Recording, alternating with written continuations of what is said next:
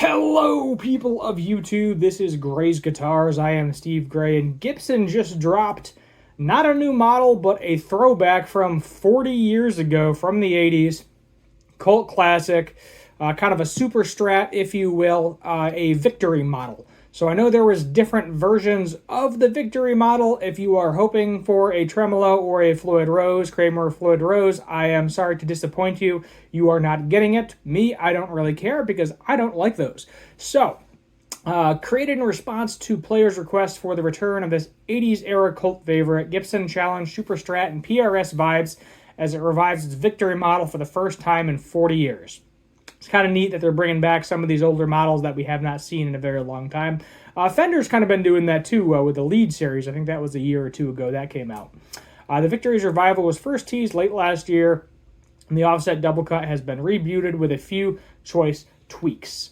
So Gibson has officially revived its Super Strat style Victor electric guitar model from the 1980s, nearly exactly a year after the firm's CEO has teased its imminent return in a social media post. Gibson Victory is a quirky offset double cut design that was first produced and made available during the short period in the 80s. It was effectively Gibson's answer to the Super Strat hype that took hold during that decade. Yet the Victory was quietly discontinued, eventually slipped into obscurity, because nobody bought it and Fenders were cheaper. I'm going to be honest with you. That's most likely your answer. And then you had things like Ibanez too at the time, Jackson, BC Rich, if you will. A lot of them did it better. Let's just put it that way. A lot of them did it better. Yet the Victory was quietly discontinued and slipped into obscurity after falling hold down a permanent position in the company's regular lineup. However, rumors of its long-awaited return began circulating in September last year. I did not hear these rumors.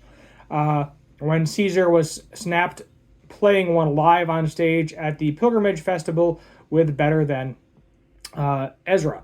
Back then, it was theorized that Gukayan, sorry if I'm butchering that, who has a track record of teasing upcoming releases on his account, Instagram, was putting out feelers for the Victory's eventual resurgence, and now the theories have been confirmed.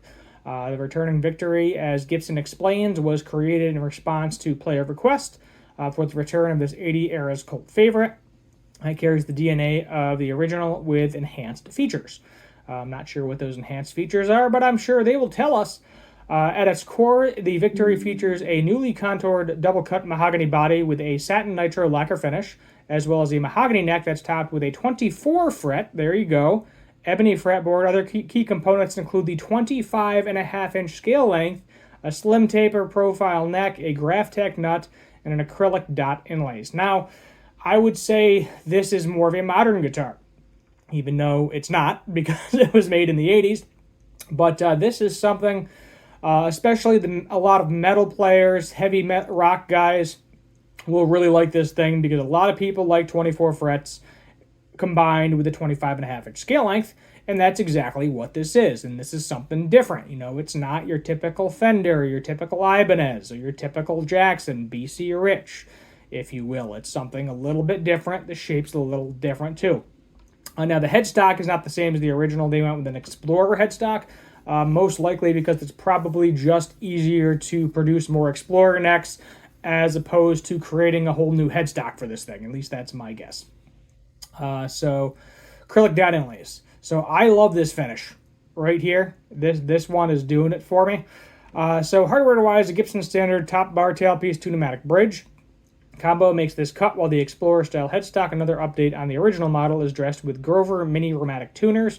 Honestly, they should have went with, for this, being with the type of player that I'm seeing playing this anyway, in my mind, I feel like they should have went with some locking tuners. I think that would have been a better choice than the Mini Grovers on this. It might be because of the size of the headstock or something, but I'm going to get some different colors too. We'll go over the colors in a minute. As for tone, there are two 80s tribute humbuckers. So I'm assuming this is kind of going to be kind of a copy of like a T-top, I think is what they call them, T-top humbuckers from the 80s. Wired to a 3-way toggle, push-pull, master volume, and tone parameters, which offer coil splitting and inner and outer coil selection. I think back in the 80s, I think it was physical switches for coil splitting. I believe they did have them, but I don't believe it was push-pull. So 3 Victory variants have been unveiled. The first is a standard model, available in dark walnut satin, gold mist satin, and dark green satin. And the second is a figured version, which offers an AA figured maple, available in either Iguana Burst, which is that crazy green that I really like, Wine Burst Red, and Smoke Burst. And there is a Gibson exclusive in Translucent Ebony Burst, which we will look at the colors in a minute. In the latest example of Gibson's leafing through its history books to revive long-lost models, just see the recent run of the Theodore models. And while the Victory will look to recapture the vibe of the 80s era guitar, it will also find itself competing with more contemporary creations.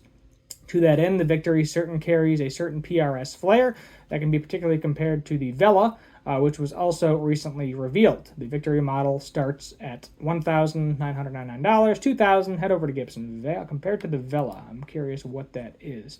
Oh, that is the PRS. Yeah, I guess it does kind of give off that vibe, doesn't it? Who did it first? I don't know. I'll be honest with you. So, moving on here. So, here is my personal favorite, the Iguana Burst right there. And then it is very green. I like green guitars. Don't currently own one. Might be time, but $2,500 is a little steep for something I don't need. Then we have the Wine Burst, and then we have the Smokehouse Burst as well. And then, let's see here, we're going to go to the Gibson exclusive color. And this is a pretty nice color. I think this is the same thing that they're using on the new Supremes, the Translucent Ebony Burst. I still prefer the green over that. I think in terms of resale value in the future, that probably both of these, the Translucent Ebony and then the Iguana Burst. And then moving on to the solid colors, we have a dark green. Oh, it's a satin finish. Okay, so that's part of your different too. Gold Mist, Dark Walnut. So yeah, that's a big no for me for the satin ones. Honestly, what I really like in a guitar, and I've been noticing this because I have a guitar that does this now, is it's a satin neck with a gloss body. I love the look of a gloss body. I love the feel of a satin neck. I do prefer a gloss headstock too. Unfortunately, the Yamaha acoustic I have does not have a gloss headstock, so it does have mother of pearl on the Yamaha logo, but it's very hard to tell. Let's see if this one has the same specs. I'm guessing it probably does. Yeah, ebony, mahogany, 25 and a half. Chrome, let's go to electronics here. 80s Tribute Humbucker, 80s Tribute Humbucker, yeah. So the specs are literally the same. But it's going to come down to, do you want to pay an extra $500 for the finish? Because that's what it comes down to. For me, I do not like satin finishes. So yes, if I really wanted this and had to have it no matter what, I would definitely 100% save up the $500 to get the Iguana Burst, my personal favorite out of this bunch. And this thing just looks really cool. Got a nice cutaway in the back. I think it even has, does it have a belly carve? Yes, it does. It's got a belly carve. It's kind of got that modern heel carve as well. Looks really nice. I'm just seeing if we have any finish inconsistencies. For $2,500, you'd think we'd get a little bit better of a top. I mean, this one looks pretty solid, but we got nice flames here, and then it's like, okay, here's this giant empty area. I know they don't really do book matching per se, but when you're getting to this price point, I kind of expect it. Doesn't always happen. Mother of pearl inlay up top. Yeah, there's your mini Grovers. Yeah, I definitely would have preferred locking tuners, AAA flame maple top for the extra $500 at least. Because essentially what you're paying for is flame maple and gloss finish versus probably no maple. I'm assuming it's a solid. Actually, that is a good question too. Is that I didn't care to see is. Do we have... No, we do not. So that may give you some tonal differences. I did not even realize that. I'm not sure how thick. We can actually kind of see it in the cutaway. So it's what's that, like a 1/4 inch thick maybe? It's kind of hard to tell with the burst on the side. Let's see here if we can get anything better with these images. Something from the side maybe to see the thickness of that top. Yeah, maybe 1/4 inch thick maple top. Yeah, mahogany, let's see, this doesn't, yeah, top AA figured maple. And I'm going to double check this one more time because now I'm second guessing myself. I don't think I saw, yeah. So, mahogany, all mahogany versus maple. I mean, that would make sense. What's the point of putting a maple top on something you can't even see? So that is a factor too. So you're paying for the maple top versus no maple top, and then gloss versus no gloss. So there's your $500. These better come with a case. I freaking hope they come with a case for $2,500. Let's scroll through the photos and hope we get one. I'm not seeing one, and I don't like that. Let's see. Gibson hardshell case is also included. Okay. Now let's see if that's also the case for the satin one. Okay, yes. So thankfully, they come with a hardshell case, because I feel like this is going to be one of those weird guitars where it'll probably fit a gig bag. It'll be a little bit difficult to find a hardshell case for it. So Gibson's making a case for this thing, and they're pretty much probably only going to fit this guitar. A little bit wonkier than an SG. Definitely that horn goes way up higher than an SG.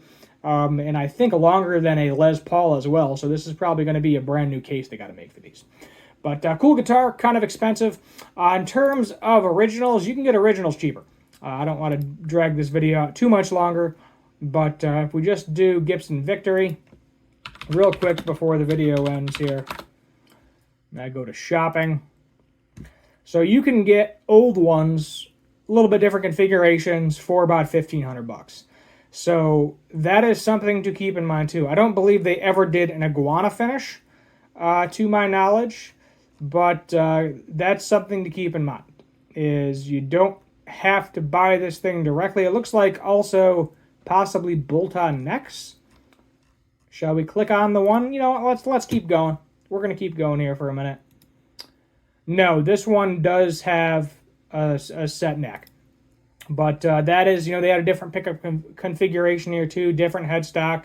Body shape seems pretty much the same, minus a little bit more of a heel contour, I would say. So there are some differences, but that's something you might want to keep in mind too, is do I really want a new one when I can get a vintage one for cheaper?